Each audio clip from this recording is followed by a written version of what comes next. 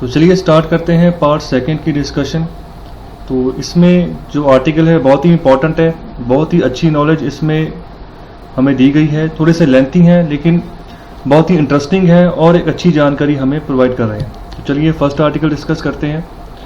तो जो first article का यहाँ पर हेडिंग है वो बता रहा है कि जो कोविड-19 के चलते, ठीक है, सो किस तरीके का जो है काम जो है अलग अलग देशों की सरकारों की तरफ से किया गया है। जो उन सरकारों को लीड कर रहे थे, चाहे वो वोमेन लीडर्स थे चाहे मैन लीडर्स थे, ठीक है। तो यहाँ पर ये बात की गई है कि किसने कैसा काम किया है और कैसी छवि बन चुकी है, ठीक है। तो इन सभी डिटेल्स के ऊपर यहाँ पर बात की गई है कि जहाँ पर हम बात कर रहे थे कि बहुत बड़े बड़े स्ट्रॉन्ग मैन जो हैं, वर्ल्ड ग्रेटेस्ट लीडर्स जिनको हम कैटेगरीज में मानते हैं, जैसे डोनाल्ड ट्रंप हैं, ठीक है, और भी अलग अलग नेशंस के, तो उनकी वीकनेस सामने आ गई है। सो वीकनेस कैसे सामने आ गई है? देखो, ये जो सिचुएशन है कोविड-19 की, ठीक है, तो ये कोविड-19 की सिचुएशन पिछले कई डिकेड्स तक किसी ने भी नहीं देखी है, किसी भी वर्ल्ड के लीडर ने इसको फेस नहीं किया है, ऐसी सिचुएशन को। तो अब ऐसी सिचुएशन पूरे वर्ल्ड के सामने आई है, तो अब अभी पता चल रहा है कि कौन कितने काबिल है, कितने अच्छे तरीके से जो इस सिचुएशन से वो निपट सकता है। बहुत ही अच्छे से इस आर्टिकल को डिस्कस किया है, ठीक है। तो इसको हम पढ़ते हैं, समझते हैं। खासतौर पर यहाँ पर जो वोमेन की लीडरशिप है उसको सराहा गया है कि उन्होंने जहाँ पर अपना ये लीडरशिप रोल अदा किया है कोविड-19 से निपटने के लिए, तो उनका रोल सबसे ज़बरदस्त था, सबसे बढ़िया काम किया है। जहाँ जहाँ पर भी जो है वोमेन रिप्रेजेंटेटिव्स हैं, फॉर एग्जांपल न्यूजीलैंड है, जर्मनी है, ठीक है, और भी बहुत सारी नेशन है। चलिए डिस्कस करते हैं। यहाँ पर सबसे स्टार्टिंग में बात की गई है जो ग्लोबल रिसेशन आया था 2008-9 में, ठीक है। तो उससे भी जो था एक पॉपुलिस्ट सर्ज मिला था, बढ़ावा मिला था जितने भी वर्ल्ड की अलग अलग इकॉनमीज थी, ठीक है, वहाँ पर, ठीक है। सो लोकप्रियता जो है एक तरह की बड़ी थी, ठीक है। उसके बाद जो कोविड-19 का पेंडेमिक है, ठीक है, तो अभी इसके चलते जो है हम इस सिचुएशन को देख रहे हैं कि वही सिचुएशन आ गई है जो 2008-9 में थी, ठीक है। और इससे पहले एक और डिप्रेशन आया था 1929 में, तो उसकी जैसे ही सिचुएशन अभी चल रही है इस साल। तो अमेरिका का जो इकोनॉमी है, ठीक है, उसमें उसकी जो जीडीपी है 33% का जो है फॉल जो है दर्ज किया गया है, जो नई जीडीपी की रिपोर्ट आई है अमेरिका की। तो सेम ये केस 1929 में भी अमेरिका के साथ हुआ था, तब भी 33% के आसपास जीडीपी गिर गई थी अमेरिका की। सो आगे यहाँ पर कुछ नेशंस की बात की गई है, जैसे ब्राज़ील है, इंडिया है, मैक्सिको, निकारागुआ, ठीक है, Philippines, Russia, Turkey, US, Britain. तो यहाँ के जो पॉपुलिस्ट लीडर्स हैं, ठीक है, तो इन्होंने कोविड-19 से निपटने के लिए बहुत ही खराब तरीके से अपनी परफॉर्मेंस दी है, ठीक है। जिस तरह के ये बड़े लीडर कहे जाते थे कि बहुत स्ट्रॉन्ग लीडर है, उस तरह से इन्होंने कोविड-19 से जो है सामना नहीं किया है। बहुत सारे लोगों की जान जो है खतरे में डाल दी है, जहाँ बर्बाद कर दी है। बहुत सारे लोगों की जो फैमिलीज जो हैं वो तबाह हो चुकी हैं कोविड-19 के चलते। तो इस सिचुएशन को ये सही तरीके से टैकल नहीं कर पाए। तो ये यहाँ पर क्रिटिसाइज कर रहे हैं ऑथर। आगे यहाँ पर बात की गई है कि जो पेंडेमिक है उसने ये चीज़ बता दी है कि जो इफेक्टिव गवर्नमेंट है, ठीक है, जो एविडेंस या साइंस बेस्ड जो रिस्पॉन्स देते हैं, ठीक है, सो सिर्फ इन्हीं चीज़ों के ऊपर ये डिपेंडेंट नहीं है, ठीक है। जैसे हम किसी भी देश के नेशन को अगर लीडर को हम उसकी पर्सनैलिटी को अगर एनालाइज करते हैं तो मोस्टली हम उसकी गवर्नेंस को देखते हैं, ठीक है, उसके जो इश्यूज हैं, पॉलिसीज हैं, उसको देखते हैं, ठीक है, उसका क्या जो है प्रेजेंस है वर्ल्ड इकोनॉमी में, ठीक है, जहाँ वर्ल्ड पॉलिटिक्स में, इसको देखते हैं। तो कोविड-19 ने सब कुछ जो है बखियाँ उधेड़ कर रख दी हैं, ठीक है। ये सब कुछ जो है अभी फीका पड़ गया है, ये काम नहीं कर रहा है, ठीक है। तो आगे यहाँ पर यूरोप की बात की गई है कि यहाँ पर भी जो पॉपुलिज्म बहुत राइज में था किसी समय में, कोविड-19 से पहले की अगर बात करूँ, ठीक है, तो लोगों का काफ़ी समर्थन था उनकी सरकारों को, ठीक है। तो उसको भी चेक करने की यहाँ पर ज़रूरत है। जो जर्मनी की वाइस चांसलर है एंजेला मर्केल, ठीक है, उनकी पॉपुलैरिटी में भी जो है बहुत बढ़ावा देखने को मिला है, क्योंकि उन्होंने जो क्राइसिस आया कोविड-19 का उसको बहुत अच्छे तरीके से हैंडल किया है, ठीक है। ज़्यादा से ज़्यादा लोगों को बचा लिया है, ठीक है, कम से कम मौतें हुई हैं जर्मनी में, ठीक है। तो इस तरीके से स्टार्टिंग में तो बहुत इम्पैक्ट पड़ा था, ठीक है, लेकिन स्टार्टिंग में इंडिया में इम्पैक्ट नहीं था, लेकिन उन्होंने स्टार्टिंग में जो इम्पैक्ट पड़ा था उसको सिचुएशन को संभाल लिया था। खासतौर पे जो जर्मनी है यहाँ पर उसको हाईलाइट किया गया, लेकिन इंडिया में स्टार्टिंग में तो संभल गया, लेकिन जब बाकी देशों ने संभाल लिया तब हमारा बिगड़ गया, ठीक है। अभी देखो 60,000 के आसपास केस रोज के हो गए इंडिया में। तो तो एक बहुत ही गंभीर सिचुएशन है, ये सही सिचुएशन नहीं है।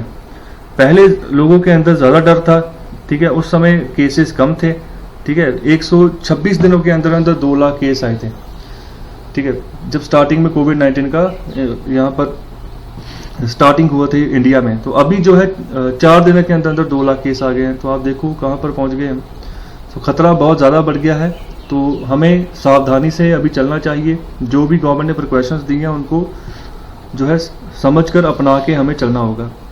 उसके बाद इटली की बात की गई है कि इटली में भी पॉपुलिस्ट पार्टीज थी, ठीक है, सो उनका भी जो सर्जिंग काफ़ी थी, ठीक है, लोकप्रियता काफ़ी थी, उसको भी यहाँ पर चेक करने की ज़रूरत है। जो ग्रीस है, ठीक है, उसने भी जो है इफेक्टिव रिस्पांस दिया है कोरोना वायरस को, ठीक है, जो वहाँ की नई सरकार चुनी गई थी, ठीक है, कैराकोस, ठीक है, मित्सोटकीस, ठीक है, ये वहाँ के लीडर हैं।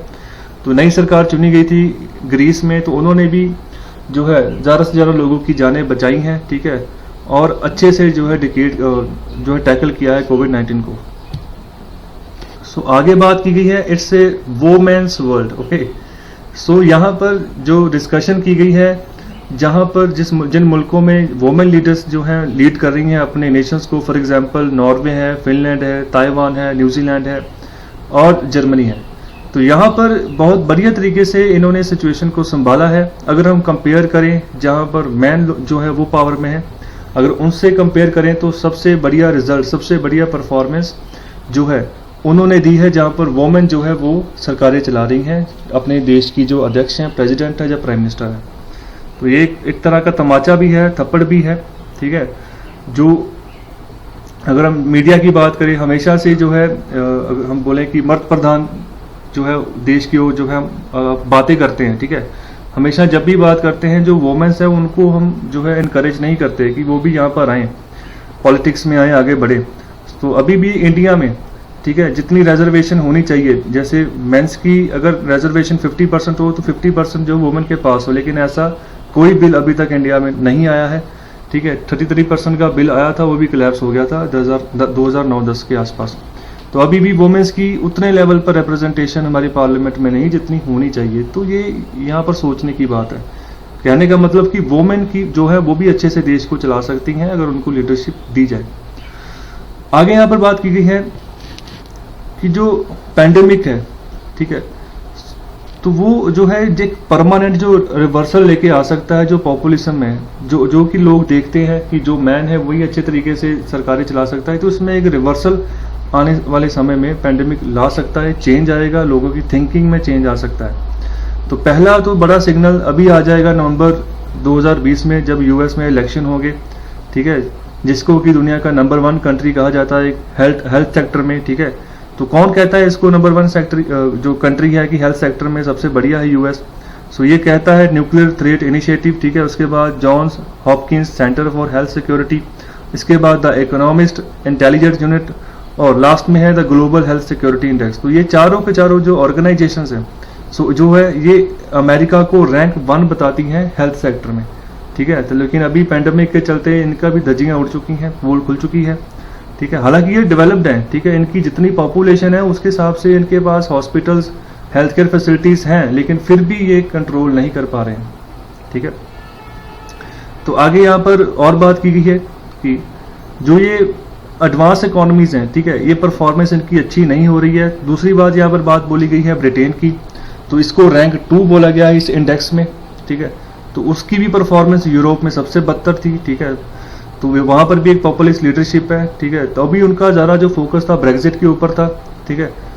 सो ब्रेग्जिट अभी रिसेंटली जो है यूरोपियन यूनियन में से ब्रिटेन बाहर आ चुका है। 5 साल लगे इस डील को जो है एग्जिट करते करते। तो अभी यूरोपियन यूनियन में सिर्फ 28 नेशंस रह गए हैं। अभी जो यूके है वो अलग हो गया। सो आगे डिस्कस करते हैं कि अगर हम अपर मिडिल इनकम कंट्रीज की बात करें, ठीक है, तो ब्राज़ील उनमें से एक है। तो ब्राज़ील जो है अगर हेल्थ सेक्टर में बात करें, हेल्थ प्रिपेयर्डनेस में बात करें, तो उसका जो रैंक है ग्लोबली 22 है, ठीक है। तो अच्छा रैंक है। अगर न्यूजीलैंड के, ग्रीस के या इटली के मुकाबले हम बात करें तो इसका ब्राज़ील का रैंक बढ़िया है। लेकिन अगर हम परफॉर्मेंस की बात करें तो वो सबसे पुअर है, ठीक है। सो न्यूजीलैंड, ग्रीस, इटली, इन सभी मुल्कों ने अच्छा काम किया। हालांकि इटली में स्टार्टिंग में इम्पैक्ट बहुत ज़बरदस्त था, लेकिन बाद में रिकवर कर लिया इन्होंने, ठीक है। लेकिन ब्राज़ील की सरकार तो ऐसी है कि जब इनके मंत्री बोलते थे ब्राज़ील के प्रेसिडेंट को, ठीक है, कि आप जो है लॉकडाउन लगा दो पूरे ब्राज़ील में, सिचुएशन अच्छी नहीं है बाकी मुल्कों में, अगर एक बार फैल गया तो हमारे पास हेल्थ का इंफ्रास्ट्रक्चर इतना ज़्यादा नहीं है कि हम सारी पॉपुलेशन को टैकल कर पाएँ। लेकिन ब्राज़ील के प्रेसिडेंट ने सिर्फ ये बात बोली कि हमारी इकोनॉमी बड़ी मुश्किल से जो है रिकवर कर पाई है, तो अभी अगर मैं लॉकडाउन लगा देता हूँ तो पूरी की पूरी इकोनॉमी बर्बाद हो जाएगी।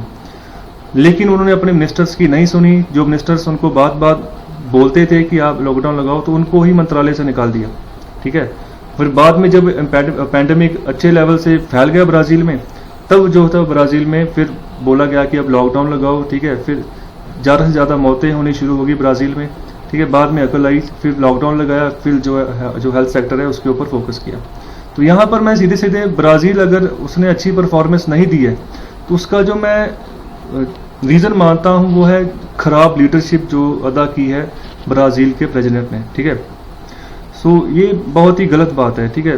कोई भी इकोनॉमी बाद में आएगी, पहले जो लोग इकोनॉमी को चलाएंगे वो पहले आएंगे, ठीक है। अगर लोग बीमार पड़ गए ना, पॉपुलेशन बीमार पड़ गई, तो इकोनॉमी भी बीमार पड़ जाएगी, उसमें कोई शक नहीं है।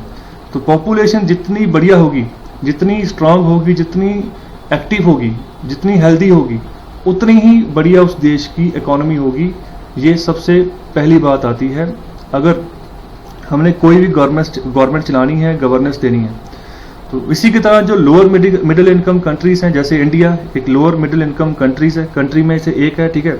तो यहाँ पर भी इंडिया और फिलीपींस की बात की गई है कि इनका जो रैंक आता है वो आता है 57 और 53, ठीक है। तो इन्होंने भी कंट्रोल खो दिया है कोविड-19 के ऊपर। तो इंडिया में जैसे 60,000 के आसपास केस रोज़ के हो गए, तो एक तरह का कोई कंट्रोल है नहीं है, ठीक है। अगर 60,000 70,000 केस रोज़ के हो गए तो सीधी सी बात है गवर्नमेंट सिर्फ और सिर्फ ये काम कर सकती है कि जो उनके पास पेशेंट्स आए उनको रख ले, ठीक है, और फिर वापस भेज दे 14 दिनों के बाद, या फिर होम क्वारंटीन कर ले। तो इसमें भी ऐसा नहीं है कि सारे के सारे होम क्वारंटीन हो जाते हैं जिनको कोविड होता है, ठीक है। सो इसमें अभी जो हम इंडियंस हैं इन्हीं को सोचना होगा कि अगर हम में से किसी को कोविड-19 होता है तो अपने आप को आइसोलेट कर लें, अपनी फैमिली को पहले बचाएं। आपकी फैमिली बचेगी तो आपकी जो गली बचेगी तो सोसाइटी बचेगी तो आपका जिला बचेगा तो स्टेट बचेगा, ठीक है, स्टेट बचेगा तो देश बचेगा। तो इसके ऊपर हमें फोकस करना होगा, ठीक है, तभी अब सिचुएशन को हम हैंडल कर सकते हैं, नहीं तो ये सब कुछ राम भरोसे है। आगे यहाँ पर बात की गई है कि इंडिया ने अचानक से लॉकडाउन लगा दिया मार्च 25 को, ठीक है, जिससे क्या हुआ कि बहुत सारे लोग लाखों की तादाद में इधर से उधर जाने शुरू हो गए। खासतौर पे जो माइग्रेंट लेबर थी, ठीक है, अगर लॉकडाउन लग गया तो उनके पास रहने के लिए जो खर्चा था वो खर्चा वो नहीं निकाल पा रहे थे। तो एज ए रिजल्ट उनके माइंड में यही बात थी कि हमें अपने घर वापस चले जाएं, ठीक है। कोई साइकिल पे जा रहा था, ठीक है, कोई ट्रेन पे जा रहा था, कहीं पर सरकारों ने बसेस अवेलेबल करवा दी, ठीक है, तो उससे जा रहा था। तो इससे क्या हुआ कि कोविड-19 के जो फैलने के चांसेस थे वो ज़्यादा बढ़ गए। इससे जैसे मुंबई में कोविड-19 के केसेस ज़्यादा थे स्टार्टिंग में, जब माइग्रेंट लेबर अपने स्टेट्स में वापस गई तो नेशन वाइड पूरे देश में ये कोविड-19 फैलना शुरू हो गया। तो स्टार्टिंग में बिहार में कोई केस नहीं था, अब बिहार में जो है उसका रैंक भी काफ़ी ऊपर हो गया है, ठीक है। तो काफ़ी सारे जो है केसेस वहाँ पर भी आ गए हैं। तो यहाँ पर और जो है फिलिपिनो के जो प्रेसिडेंट है, ठीक है, रोड्रिगो दुतर्ते, ठीक है, उन्होंने भी बहुत स्ट्रिक्ट लॉकडाउन लगाया था, ठीक है। लेकिन हुआ क्या, लॉकडाउन लगाने के बाद इकोनॉमी जो है हार्श रिसेशन में चली गई, ठीक है। तो वहाँ पर ये चीज़ हो गई। तो इंडिया भी अभी इसी सिचुएशन से जो है सामना कर रहा है, इसीलिए गवर्नमेंट जो है आत्मनिर्भर अभियान के तहत 20 लाख करोड़ का पैकेज लेकर आई है, लेकिन अभी भी पूरा का पूरा पैकेज इम्प्लीमेंट नहीं हुआ है, ठीक है।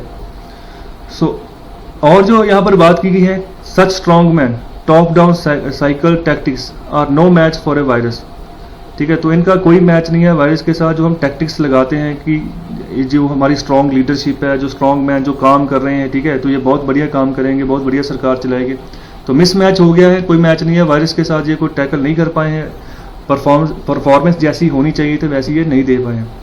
तो इनको जो है अच्छे से अभी आगे से टैकल करके चलना होगा, ताकि कि ट्रस्ट जो है गवर्नमेंट और लोगों का ये ना बिगड़े। अगर ये बिगड़ गया तो सरकारें चली जाएगी, ठीक है। और जो नेशन डेवलपमेंट की आगे बढ़ रहा है, ठीक है, वो उसमें जो है कमी आनी शुरू हो जाएगी। लोगों का ट्रस्ट बिल्डअप करना बहुत ज़रूरी है, ठीक है। जैसे फॉर एग्जांपल यहाँ पर ये भी बात की गई है कि न्यूजीलैंड में क्या हुआ था कि जो एक्चुअल इन्फॉर्मेशन थी ना, वो उन्होंने पास की अपने लोगों को, ठीक है। लेकिन बहुत से नेशंस में ऐसा हुआ कि एक्चुअल इन्फॉर्मेशन ही पास नहीं की, ठीक है। तो ये भी रीज़न हो सकता है कि न्यूजीलैंड ने अच्छे से रिकवर कर लिया, बहुत जल्दी उसने अनाउंसमेंट कर दी कि हम कोविड फ्री हो गए, ठीक है। तो यहाँ पर और बात की गई है कि जो लोगों को टेस्ट करते हैं, ठीक है, सो लोगों को ये डर है कि जो इन्फॉर्मेशन दी जा रही है वो सही है भी है या नहीं है, ठीक है। सो ऑफिशियल जो सोर्सेस हैं, ठीक है, उनके ऊपर एक क्वेश्चन मार्क खड़ा हो गया है कि कोविड-19 जो लोग अफेक्टेड होते सच में अफेक्टेड है या नहीं है, ठीक है। ये भी एक क्वेश्चन मार्क खड़ा हो गया है।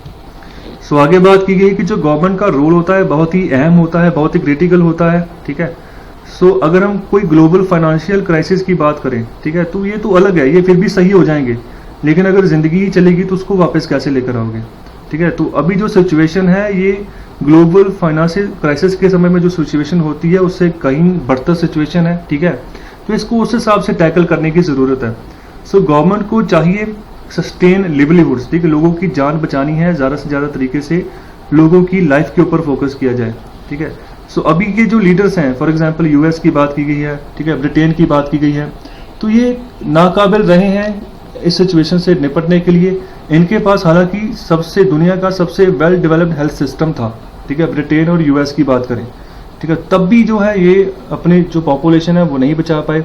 अभी भी जो यूएस है सबसे ज़्यादा मौतें यहीं पर रिकॉर्ड हो रही हैं यूएस में, ठीक है, और सबसे ज़्यादा जो लोग कोरोना वायरस से अफेक्टेड हो रहे हैं वो भी यहीं पर हो रहे हैं। तो देखिए कितनी बदतर सिचुएशन है, इतना बढ़िया हेल्थ सिस्टम होने के बावजूद भी ये अपने लोगों की जान नहीं बचा पाए, जिससे ये चीज़ सामने आती है कि इन लोगों की जो लीडरशिप है बहुत ही पुअर है, ठीक है। कोई भी लीडर हो ना, उसको सभी एस्पेक्ट्स देख के चलना होता है, ठीक है। उसको ये समझ होनी चाहिए कि ज़िंदगी पहले है। तो जो डोनाल्ड ट्रंप थे, जब स्टार्टिंग में लॉकडाउन लगा सभी कंट्रीज में, तो इन्होंने सख्त मना कर दिया कि मैं लॉकडाउन लगाऊंगा ही नहीं। तो पहले तो एक ईगो आ गई कि चाइना की वजह से हम लॉकडाउन क्यों लगाएं, ठीक है, इकोनॉमी क्यों बंद करें, ठीक है। दूसरा ये था कि अगर अमेरिका की इकोनॉमी को हम बंद करते हैं तो हो सकता है कि आने वाले समय में चाइना ओवरटेक कर जाए, ठीक है, ज़्यादा से ज़्यादा नुकसान हो जाए।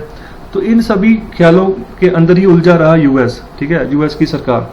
लेकिन इस चीज़ के ऊपर फोकस नहीं किया कि लोगों की लाइफ सबसे इंपॉर्टेंट होती है, इकोनॉमी तो बाद में भी बनाई जा सकती है, ठीक है। जब ज़्यादा मौतें होनी शुरू हुई तब गवर्नमेंट ने स्टेप लिए यूएस में। आगे यहाँ पर बात बोली गई है कि अच्छे से डिसीजिव और टफ एक्शंस लेने की ज़रूरत होती है अगर अच्छे से हमने लीडरशिप दिखानी है। तो टफ डिसीजन है, ठीक है, अगर इकोनॉमी को बंद करना है कोई आसान डिसीजन नहीं है, लेकिन लेने की ज़रूरत है ऐसे डिसीजन। तो जैसे south Korea, Norway, Finland, Taiwan, New Zealand, ठीक है, इन्होंने ऐसे जो है सिचुएशन का सही तरीके से सामना किया है। जो इन्फॉर्मेशन इनके पास आई वही सेम इन्फॉर्मेशन इन्होंने अपने लोगों को बताई, एक ट्रस्ट बनाया कि जो हम कर रहे हैं आपकी भलाई के लिए कर रहे हैं, ठीक है, आप हम पे विश्वास रखिए, हमारा साथ दीजिए, ठीक है, और हम आपकी ज़िंदगी बचाएंगे, ठीक है, और कोविड-19 को जड़ से ख़त्म कर देंगे। तो आगे और यहाँ पर जो स्टडीज़ हुई हैं पॉलिटिकल इकोनॉमी में, उसमें यही बताया गया कि बहुत सारे वर्ल्ड के बहुत सारे हिस्सों में ट्रस्ट ही खत्म हो गया लोगों का गवर्नमेंट के प्रति, गवर्नमेंट काम कर भी रही कि नहीं कर रही है, ठीक है। जहाँ पर मतलब किसी समय में पॉपुलिज्म, ठीक है, बहुत ही राइज था, ठीक है, बहुत ही बड़े लेवल पर फैला हुआ था, अभी वहाँ पर एक बड़ा डिक्लाइन जो है देखने को मिल रहा है। तो वो वहाँ जो लोग हैं वो क्रिटिसाइज कर रहे हैं कि जो उन्होंने इनफेक्टिव जो रिस्पॉन्स दिया है गवर्नमेंट ने, लोगों को एक ट्रस्ट को पूरी तरह से तोड़ दिया है। सो आगे बात की है कि जो WHO है उसके ऊपर जो ब्लेम लगाए गए हैं, जैसे सबसे पहला ब्लेम तो यही लगा कि WHO ने सही समय पे जो है इसको ग्लोबल पेंडेमिक घोषित नहीं किया कोविड-19 को, जिसकी वजह से जो अलग अलग देशों की सरकारें थी उनको किसी भी तरह की इंटीमेशन ही नहीं मिली कि ये जो कोविड-19 है इतने बड़े पैमाने पर फैल गया। अगर पहले से WHO थोड़ा सा बता देता तो हो सकता जो इंटरनेशनल फ्लाइट्स थी वो अलग अलग गवर्नमेंट्स जो है बंद कर देती, टोटली बैन कर देती, ठीक है, कि इंटरनेशनल फ्लाइट्स को टोटली बैन करो, ठीक है, और किसी और तरीके से जो बाहर में लोग फंसे हैं उनको वापस देश में ले आओ। लेकिन ऐसा कुछ भी नहीं हुआ क्योंकि WHO ने सही समय पर जो है इसको ग्लोबल पेंडेमिक नहीं घोषित किया, सही जानकारी सही समय पर नहीं बताया गया। तो ये भी एक ब्लेम लगा है WHO के ऊपर, क्योंकि जो WHO के जो प्रेसिडेंट हैं, ठीक है, जो चेयरमैन है, वो बिलोंग करते हैं इथोपिया से। तो ये भी माना जा रहा है कि इथोपिया में ह्यूज चाइनीज़ इन्वेस्टमेंट है। अगर WHO के चेयरमैन चाइना के खिलाफ कुछ बोलते तो हो सकता इनडायरेक्टली चाइना फिर इथोपिया से इन्वेस्टमेंट वापस ले लेता, या किसी भी इस तरीके से दुश्मनी जो पैदा हो जाती है इथोपिया और चाइना के बीच में, तो ये भी ब्लेम लगता रहा है WHO के चेयरमैन के ऊपर, ठीक है। उसके बाद यहाँ पर बात की गई है जो यूएस ने डिसीजन लिया। यूएस ने क्या किया कि हमें WHO पर भरोसा नहीं है, इसका भी एक अहम रोल है कोविड-19 के फैलने के बारे में, तो हम जो है WHO से पुल आउट कर रहे हैं, ठीक है। आने वाले समय में WHO के हम मेंबर नहीं रहेंगे और ना ही किसी तरह की सहायता जो है WHO को प्रोवाइड की जाएगी अमेरिका की तरफ से। उसके बाद यहाँ पर इनसफिशिएंट ग्लोबल कोऑर्डिनेशन की बात की गई है, जैसे वर्ल्ड ट्रेड ऑर्गेनाइजेशन है, इंटरनेशनल मॉनेटरी फंड है, ठीक है। इनको जैसे रिस्पांस देना चाहिए था जो डेवलपिंग कंट्रीज हैं जैसे इंडिया, ठीक है, और भी जो इंडिया के आसपास के नेशंस हैं, तो जिस तरह का रिस्पांस देना चाहिए था कि जो देश इतने काबिल नहीं है, जिनके पास इतना पैसा नहीं है कि वो कोविड-19 जिस सिचुएशन है उसका मुकाबला कर पाएँ, उसको फाइनेंशियली वो सहायता प्रोवाइड करवाते, ठीक है, ताकि कि वो अच्छे से ज़्यादा टेस्ट कर पाते अपनी पॉपुलेशन को, ठीक है, और ज़्यादा से ज़्यादा जो PPE किट्स है वो प्रोवाइड कर पाते, ठीक है। तो यहाँ पर भी जो है कोऑर्डिनेशन की बात की गई है कि कोऑर्डिनेशन बहुत ख़राब रहा है, खासतौर पे जो बड़ी बड़ी ऑर्गेनाइजेशंस हैं उनका। तो यूएस ने भी जो है उसकी एक्सपेक्टेड ग्लोबल लीडरशिप है, जैसे वो कहता है कि पूरी दुनिया का वो बादशाह है, तो जैसी उसको लीडरशिप बतानी चाहिए थी पूरी दुनिया को, वैसी उसने नहीं बताई है, ठीक है। सो लास्ट में बोला है कि it is unlikely to change at least until November election. तो अभी ये लगता है कि जो सिचुएशन चली आ रही है यूएस में, ठीक है, यूएस में ऐसा भी हो रहा है कि आपस में भी वहाँ पर लीडरशिप लड़ रही है, एक दूसरे के ऊपर ब्लेम डाल रहे हैं यूएस में। तो ये चलता ही रहेगा नवंबर 2020 तक कम से कम, क्योंकि नवंबर 2020 के बाद इलेक्शन हो जाएंगे, तब पता नहीं ट्रंप वापस आते हैं या फिर जो नई सरकार है जोइस बिडेन की वो बनती है। सो चाइना जो है ये भी अभी इसी कोविड-19 का जो है अभी बोला जा रहा है कि चाइना की वजह से फैला है, चाइना ने सही समय पर इन्फॉर्मेशन नहीं दी है बाकी नेशंस को, जो कि बाकी नेशंस अच्छे से प्रिपरेशन कर लेते, ठीक है। तो इन्फॉर्मेशन क्राइसिस के बारे में यहाँ पर बात की गई है कि छुपाई है इन्फॉर्मेशन चाइना ने। इसके बाद और आगे बात बोली गई है कि हो सकता है चाइना का इसमें कोई मोटिव हो, ठीक है, जैसे अभी इकोनॉमी सभी की डाउन जा रही है, ठीक है। उसके बाद जो इंडियन बॉर्डर पे भी जो है डिस्प्यूट खड़े कर रहा है, साउथ चाइना सी में डिस्प्यूट खड़े कर रहा है जापान और फिलीपींस और वियतनाम जैसे मुल्कों के साथ। तो हो सकता है कि आने वाले समय में ये अपने आप को सोच रहा है कि मैं ग्लोबल पावर जो है उसके रास्ते पर चल रहा हूँ, जो अमेरिका है उसको मैं डिफीट करूँ। सो लास्ट में ऑथर बोल रहे हैं कि वर्ल्ड आने वाले समय में पैंडेमिक से बाहर आ सकता है, ठीक है। सो बिना किसी इंटरनेशनल जो इंस्टीट्यूशंस हैं उनकी मदद से। सो इंटरनेशनल इंस्टीट्यूशंस बहुत तरह के हैं, 2 इंस्टीट्यूशंस की मैंने एग्जांपल भी दे दी है, ठीक है। तो इनकी मदद के बिना भी बाहर आ सकता है, ठीक है। सो जो भिखारियों जैसी पॉलिसीज होती है, ठीक है, नेबर पॉलिसीज, उनके भी बिना किसी यूज़ के जो है बाहर आ सकता है। देखो समय के हिसाब से तो कोई भी चीज़ ठीक होगी ही होगी, ठीक है, क्योंकि सरकारें ऐसा नहीं कि एफर्ट नहीं कर रही, एफर्ट तो कर ही रही हैं, लेकिन ये फैल इतने बड़े पैमाने पर गया है कि उतने ज़्यादा गवर्नमेंट के पास इक्विपमेंट नहीं है कि इसको जो है टैकल किया जा सके। और आगे यहाँ पर बहुत बात बोली गई है कि जो पॉपुलिस्ट लीडर्स हैं, ठीक है, may not realise is that in a global pandemic trying to knife each other while you are cutting down a cliff is assured mutual destruction. मतलब आपसी जो म्यूचुअल डिस्ट्रक्शन है उसको आप खत्म कर रहे हो। हो सकता है कि पॉपुलिस्ट लोग हैं जो वो इस ग्लोबल पैंडेमिक सिचुएशन में रियलाइज ना करें कि एक्चुअल में हम कर क्या रहे हैं, ठीक है, क्योंकि ये जो सब बातें यहाँ पर ऑथर ने बोली है ना कि एक दूसरे के ऊपर कोऑर्डिनेशन नहीं था किसी भी देश का या अलग अलग इंस्टीट्यूशंस का, ब्लेम गेम चली एक दूसरे के ऊपर, अमेरिका ने चाइना को कुछ कह दिया, चाइना ने अमेरिका को कुछ कह दिया, उसके बाद इंडिया चाइना डिस्प्यूट हो गया, ठीक है। इससे जो है ना सही मैसेज नहीं गया, हम अपनी म्यूचुअल डिस्ट्रक्शन जो है कर रहे हैं, ठीक है। सो यहाँ पर कोई भी विनर नहीं होगा आने वाले समय में, लेकिन लूजर ज़्यादा होंगे, ठीक है। लेकिन जो लीडर्स हैं, खासतौर पे जो वुमेन लीडर्स हैं, उन्होंने बहुत बढ़िया रोल अदा किया है। अगर हम मैन की बात करें तो उनके मुकाबले तो बहुत अच्छा रोल उन्होंने अदा किया है। तो आने वाले समय में हम आशा करते हैं कि जो पैंडेमिक है उससे हम जल्दी उभरे, ठीक है। सो ये था आर्टिकल, कोविड-19 की पूरी हिस्ट्री यहाँ पर खंगाल दी है, ठीक है, और कौन कौन से नेशंस का क्या रोल रहा है इसके बारे में भी ऑथर ने अच्छे से डिस्कस किया है। तो चलिए नेक्स्ट आर्टिकल डिस्कस करते हैं। ये जो आर्टिकल है यह है इकोनॉमिक पॉलिसी के बारे में।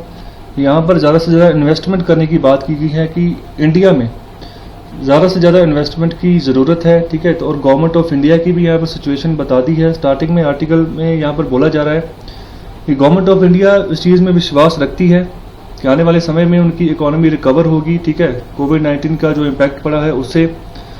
और यहाँ पर और भी बहुत सारी जो है अच्छी एनकरेजिंग न्यूज़ आ रही हैं, ठीक है, जो हाई फ्रिक्वेंसी इंडिकेटर्स हैं उनके द्वारा। सो यहाँ पर गवर्नमेंट के टैक्स कलेक्शन की बात की जा रही है। देखो, अगर गवर्नमेंट अपने हिसाब से अगर बोले कि मैं इकोनॉमी को रिकवर कर लूँगी, ठीक है, लेकिन उसके लिए पैसे चाहिए, ठीक है, ह्यूज इन्वेस्टमेंट चाहिए, फंड चाहिए, तो सरकार के पास फंड्स कहाँ से आएंगे? सरकार के पास तो फंड्स आएंगे जो भी उनके पास टैक्स कलेक्शंस आती हैं उसके द्वारा। तो यहाँ पर बात बोली गई है, ठीक है, कि गवर्नमेंट के जो टैक्स कलेक्शंस हैं, ठीक है, उनको देखकर ये नहीं लग रहा कि गवर्नमेंट जो है इकोनॉमी को रिकवर कर लेगी। फॉर एग्जांपल यहाँ पर बात की गई है कि जो सबसे बड़ा सेक्टर है, फॉर एग्जांपल एग्रीकल्चर सेक्टर है, जहाँ से जिसमें जो है जिसके हिसाब से इंडिया की इकोनॉमी डिपेंड होती है, चलती है, अभी भी जो है काफ़ी हाई परसेंट, ठीक है, अराउंड 40% से ज़्यादा ही जो है जीडीपी हमारी एग्रीकल्चर से ही बनती है, ठीक है। लेकिन यहाँ पर यह भी बात बोली गई है कि एग्रीकल्चर सेक्टर से हमें कोई डायरेक्ट टैक्स बेनिफिट नहीं आता, ठीक है। गवर्नमेंट ऑफ इंडिया को कोई direct tax benefit agricultural sector से नहीं आता है, ठीक है।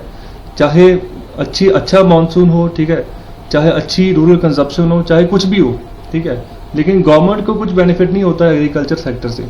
तो गवर्नमेंट को बेनिफिट होता है जो सर्विस सेक्टर है, ठीक है, जो सेकेंडरी सेक्टर है, टर्शरी सेक्टर है, उससे, ठीक है। उसमें भी जो सर्विस सेक्टर है उसमें से गवर्नमेंट को ज़्यादा जो है रेवेन्यू आता है। यहाँ पर बात की गई है जो सर्विस सेक्टर है, ठीक है, 14% ऑफ जीडीपी, ठीक है, उससे आती है। लेकिन इसका मतलब ये नहीं है कि उसी 40% ऑफ जीडीपी से हम पूरा देश चला लें, ठीक है, पूरी देश की ग्रोथ को जो है उसी 14% जीडीपी के ऊपर निर्भर कर दें।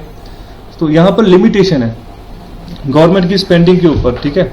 सो गवर्नमेंट की स्पेंडिंग की यहाँ पर बात करें तो वो सिर्फ और सिर्फ 13% ऑफ जीडीपी है, जो कि बहुत कम है, ठीक है।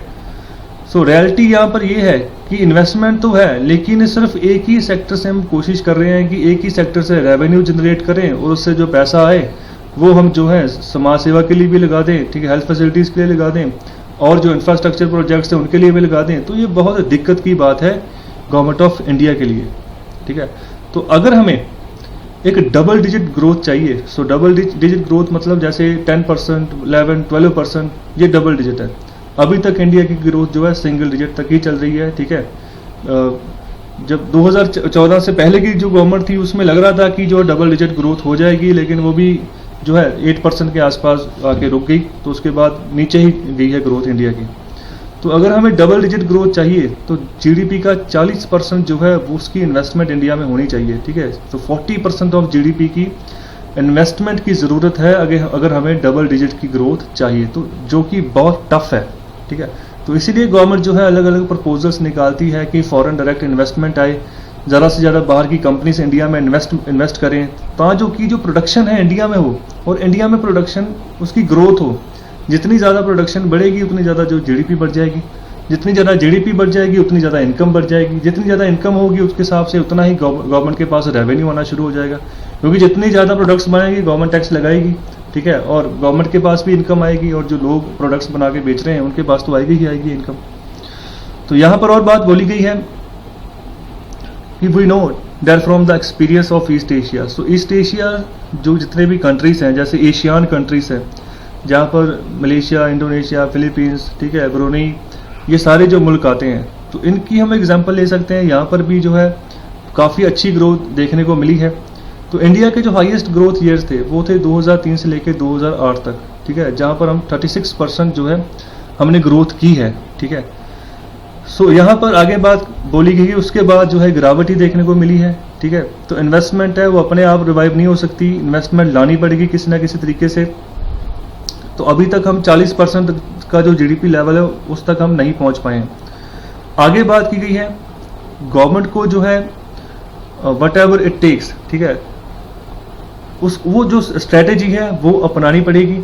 सो आगे बात की गई है उसके लिए जो है दोबारा से गवर्नमेंट मशीनरी को एक ओवरहॉल करना पड़ेगा, सही तरीके से इंस्पेक्शन करनी होगी, ठीक है, दोबारा से थिंकिंग प्रोसेस शुरू करना होगा गवर्नमेंट मशीनरी को कि कहाँ पर जो लूप होल है उस लूप होल को हम ख़त्म करें।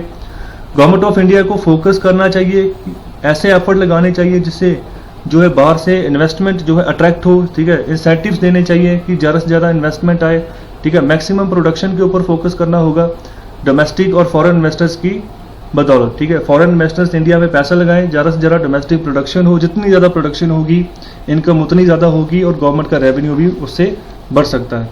सो ये सब कुछ आने वाले समय में तभी हो सकता है अगर गवर्नमेंट जो इन चीज़ों के ऊपर पर्टिकुलर फोकस करके चले, ठीक है। सो सर्विस सेक्टर से ही हमारी जीडीपी, हमारा देश चलता है अगर, ठीक है, तो उस सर्विस सेक्टर को और इन्हांस करने की ज़रूरत है, ठीक है। सो वेदर गवर्नमेंट रेवेन्यू और job creation is by product, ठीक है। तो अगर गवर्नमेंट इन्वेस्टमेंट ज़्यादा लेकर आती है तो ये तो रेवेन्यू जनरेट करना, जॉब क्रिएशन करना, ये तो उसके बाई प्रोडक्ट है, ठीक है, वो तो आएंगे साथ में।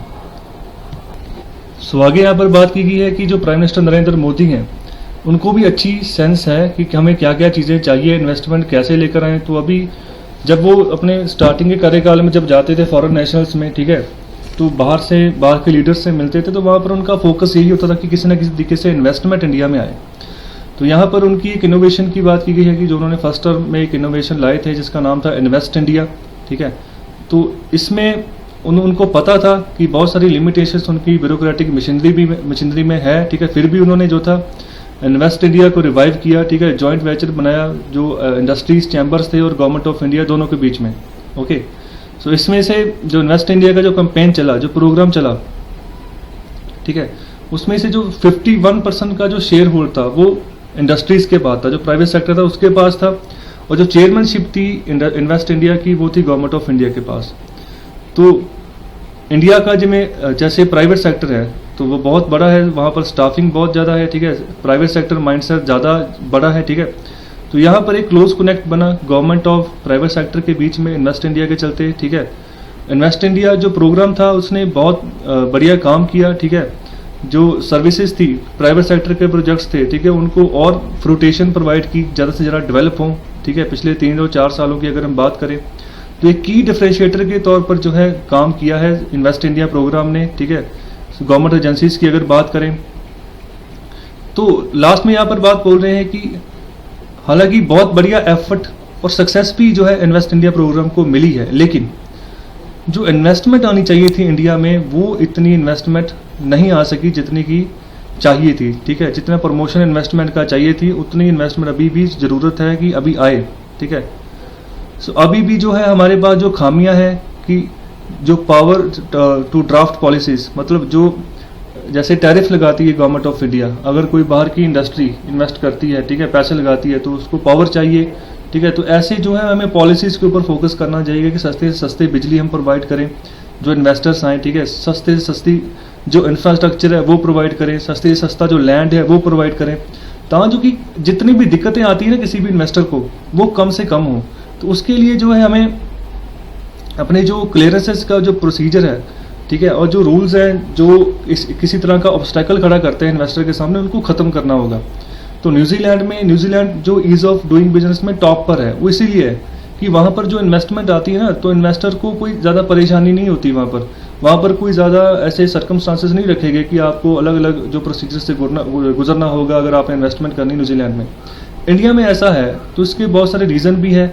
इंडिया में एनवायरनमेंट के अकॉर्डिंग भी हमें देखकर चलना पड़ता है, ठीक है, और भी बहुत सारे जो है पॉलिटिकल विल भी होती है कि वो काम आगे करना चाहते भी है या नहीं चाहते हैं। कई बार करप्शन हो जाती है, जो टेंडर्स निकलते हैं वो हर कोई चाहता है कि जो मिनिस्टर है, ठीक है, उसी को बेनिफिट किसी ना किसी तरीके से, जहाँ उनकी फैमिली वालों को किसी ना किसी तरीके से बेनिफिट पहुँचाया जाए, ठीक है। तो ये सब चीज़ें आ जाती हैं जिसकी वजह से जो है डिले हो जाता है और इन्वेस्टर जो है ना उनका एक ट्रस्ट नहीं बन पाता इन्वेस्ट करने के लिए। तो ये यहाँ पर चेंज करने की ज़रूरत है, जो फंडामेंटल चेंज जो है सिस्टम में लाने की ज़रूरत है। सो आगे बात की गई है कि जो प्राइम मिनिस्टर ऑफ इंडिया है, अभी समय है कि वो जो गवर्नमेंट की मशीनरी है उसको सही करें, उसको प्रो इन्वेस्टमेंट मोड में डालें कि ठीक है इन्वेस्टमेंट ज़्यादा से ज़्यादा लेकर आएँ। तो इसमें ये बात बोली गई है कि यह ज़रूरत नहीं है कि ज़्यादा से ज़्यादा हमें स्टाफिंग चाहिए प्राइवेट सेक्टर से, ठीक है, जैसे कि इन्वेस्ट इंडिया प्रोग्राम में किया था, जहाँ फिर जो है ऑनरशिप जो है गवर्नमेंट ऑफ इंडिया वो छोड़ दे पॉलिसी मेकिंग या क्लियरेंस के लिए। तो ऐसा नहीं है, हमें कोशिश करनी होगी कि जो leaders of all economic ministries, ठीक है, to have an additional mandate, जितने भी मिनिस्ट्रीज हैं, जितने भी मंत्रालय हैं, ठीक है, उन सबको कोऑर्डिनेट करके चलना होगा कि सबको एडिशनल मैंडेट देना होगा कि आप जो है इन्वेस्टमेंट के लिए काम करें, ठीक है। सो आगे यहाँ पर बात बोली गई, एग्जाम्पल दी गई है जो चीफ इन्वेस्टमेंट ऑफिसर है, ठीक है, इसके बारे में बात बोली गई है कि सभी को as a chief investment officer ही काम करना होगा अगर देश में ज़्यादा से ज़्यादा इन्वेस्टमेंट लानी है। तो ऐसा नहीं है कि कोई पर्टिकुलर मिनिस्ट्रीज़ के ऊपर ही हम डिपेंडेंट रह जाएं, जैसे मिनिस्ट्री ऑफ फाइनेंस है, ठीक है, डिपार्टमेंट ऑफ एक्सपेंडिचर है, ठीक है, इसके अलावा जो ministry of commerce and industries है, ये ज़्यादातर 2 मिनिस्ट्रीज़ हैं जो इंडस्ट्रीज़ के ऊपर फोकस करके चलती हैं, इन्वेस्टमेंट के ऊपर फोकस करके चलती हैं। तो ऐसा नहीं है, यहाँ पर ये बात बोली गई है अगर इन्वेस्टमेंट को अट्रैक्ट करना है तो चाहे वो सेक्रेटरीज हों अलग अलग डिपार्टमेंट्स के, चाहे कॉमर्स डिपार्टमेंट है, रोड है, पावर है, टेलीकॉम, इलेक्ट्रॉनिक्स है, इंफॉर्मेशन टेक्नोलॉजी है, सिविल एविएशन है, शिपिंग है, पेट्रोलियम है, इन सबको जो है एडिशनल डेजिग्नेशन देना होगा as a chief investment officer का, ताकि कि ज़्यादा से ज़्यादा इन्वेस्टमेंट अट्रैक्ट हो सके, इंडिया में आए। तो एटलीस्ट यहाँ पर बात बोली गई है कि जो जॉइंट सेक्रेटरीज हैं in an every economic department should have the portfolio of responsibility for investment, मतलब हर एक को रिस्पॉन्सिबिलिटी दो, चाहे वो जॉइंट सेक्रेटरी हैं, चाहे वो सेक्रेटरी हैं, चाहे वो कैबिनेट सेक्रेटरी हैं, चाहे वो मिनिस्ट्रीज हैं, मिनिस्टर्स हैं, सबको रिस्पॉन्सिबिलिटी दो कि इन्वेस्टमेंट लेकर आए इंडिया में। So the all cabinet notes related to the policies in these ministries must contain a section on what the policy will do to promote or negative private investment domestic and foreign। सभी cabinet और सभी ministries जो भी ये नई policy बनाए उसमें इस चीज़ का जिक्र हो कि वो आने वाले समय में जो है इन्वेस्टमेंट को, प्राइवेट इन्वेस्टमेंट को इंडिया में कैसे प्रमोट करेंगे, ठीक है, मतलब कि कोई भी ड्राफ्ट बनाए, कोई भी पॉलिसी बनाए, उसमें इन्वेस्टमेंट का जिक्र करना ही करना है, इसको जो है मैंडेटरी करना चाहिए।